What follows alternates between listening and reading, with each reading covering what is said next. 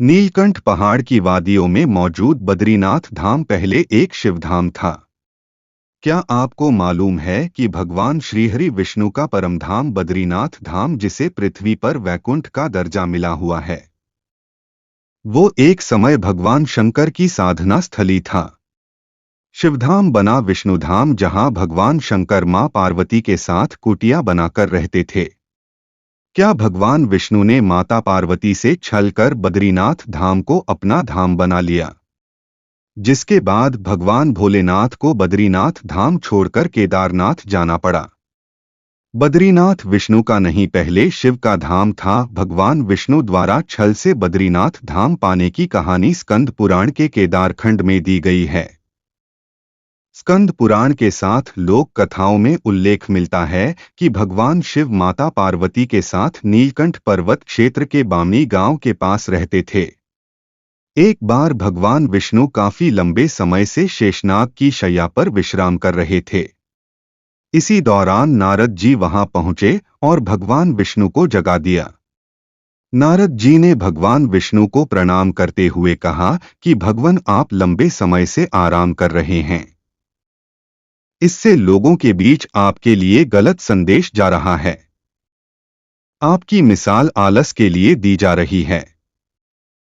ये तो ठीक नहीं है। नारद जी की बात सुनकर भगवान विष्णु मुस्कराए और शेषनाग की शैया छोड़ते हुए तप और साधना के लिए जगह ढूंढने लगे। उन्हें नीलकंठ पर्वत के पास रह रहे भगवान शिव का स्थान बहुत पसंद आया। यह तप और साधना के लिए अत्यंत मनोरम जगह थी। लेकिन दिक्कत ये थी, भगवान शिव से ये स्थान छुड़ाया कैसे जाए। तब भगवान श्रीहरि के दिमाग में एक युक्ति सूझी और उन्होंने छल से ये जगह पाने का मन बना लिया। बद्रीनाथ को पाने के लिए भगवान विष्णु ने नवजात बालक का रूप बनाया और पहुंच गए उस स्थान पर जहां भगवान शिव माता पार्वती के साथ टहल रहे थे। उनके पास पहुंचने के बाद बालक बने भगवान विष्णु रोने लगे।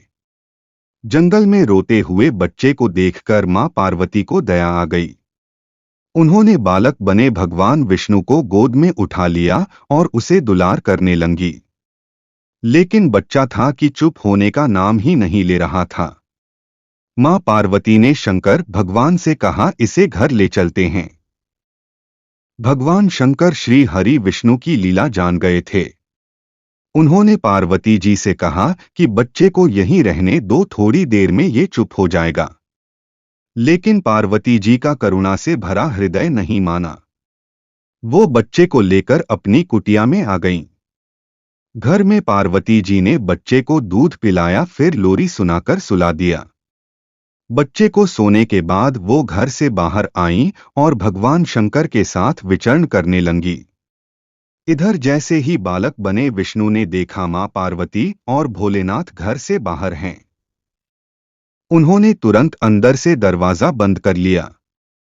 जब भोलेनाथ और मां पार्वती वापस लौटे तो पार्वती जी ने उस बच्चे को जगाने की कोशिश करने लगीं। लेकिन बच्चे ने दरवाजा नहीं खोला।